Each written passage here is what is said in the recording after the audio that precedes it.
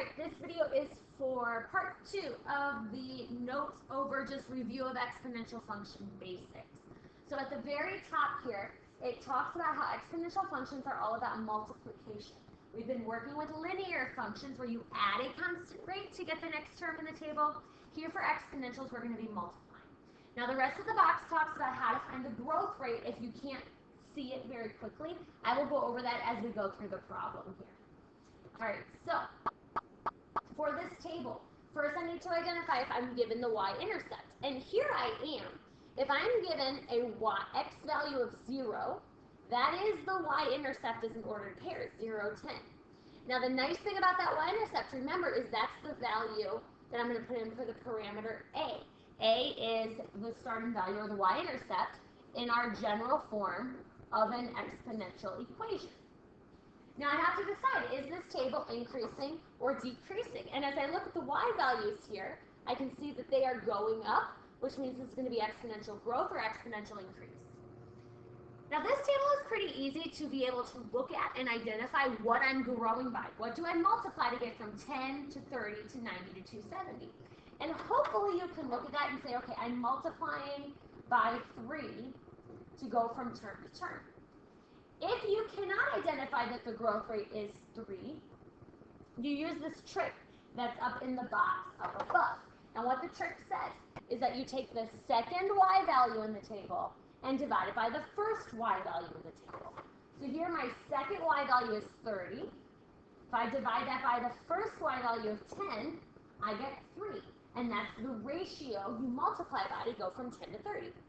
Then I have to verify that it's the right number. So what I would do is I take that 90, the next y value, and divide it by the y value before it, which is 30. I get 3 again, so I verified that it's the same ratio to go from term to term. All right, that's my growth rate. So I write my equation as y equals, or f of x equals, my starting value times 3 to the x. All right, all I want you to do here is use your calculator to evaluate two function notations, f of -3 and f of 0.5. So let's see, if I put -3 in for x, that'll be 10 times 3 to the -3rd. And they want us to round to the nearest hundredth, so that would be 0.37.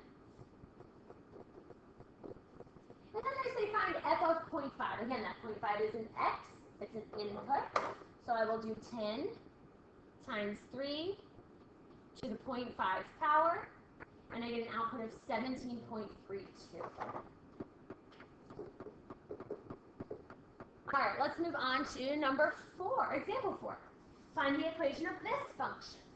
All right, now here, I am given the y-intercept. It's kind of hidden in the middle of my table here, but the y-intercept is at 60. So I know that my y-intercept is at 60. That's going to be my a when I write my equation.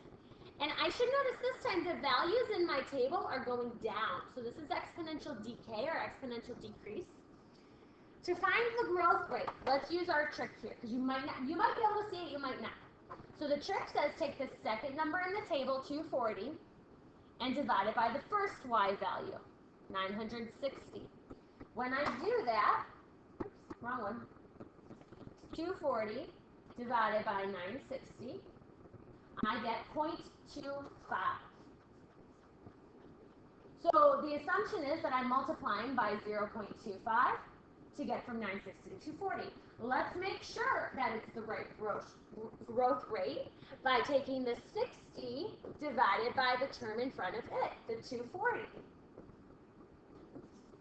So 60 divided by 240 is 0.25.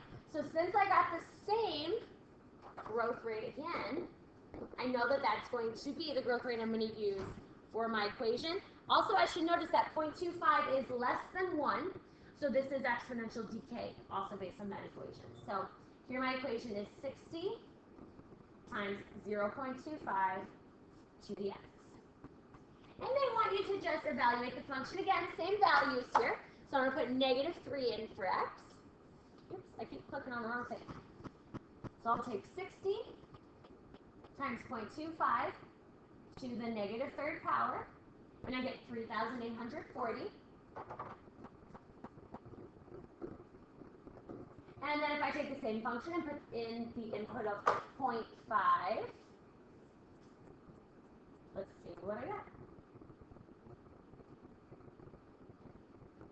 I get 30. All right, one more. This time I'm giving you a graph with some points on it. So there are lots of points there. You get to pick which ones you're going to use.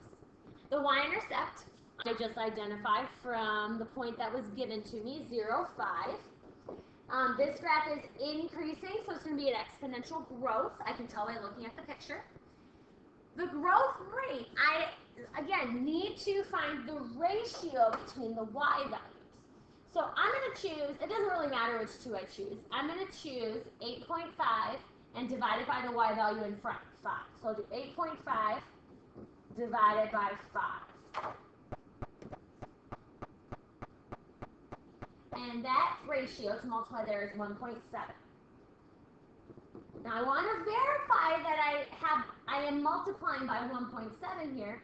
So I'm going to take the next y value, 14.45, and divide it by the y value in front of it, 8.5. So I'll have 14.45 divided by 8.5. And again, I got 1.7. So that tells me that that is the growth rate for this equation.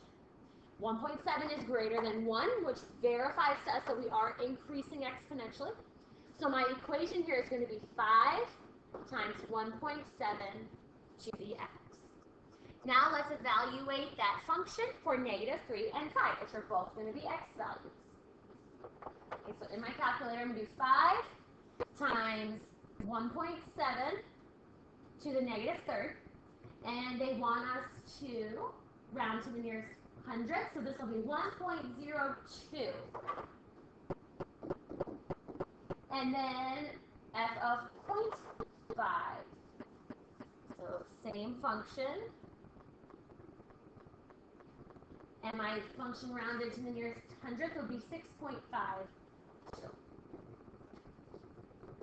Alright, the next part of this packet is a bunch of practice. If you need help on the practice, I want you to ask your teacher or check the key that's posted on Canvas.